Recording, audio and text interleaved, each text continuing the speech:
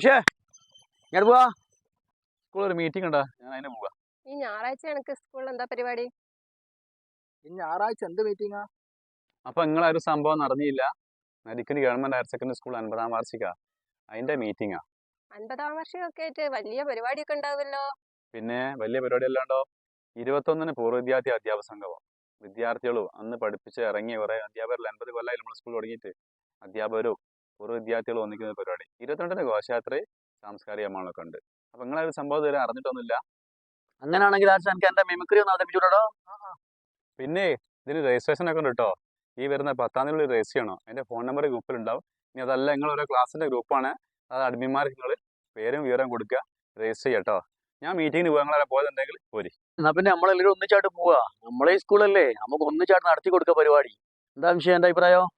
Vimala Vidya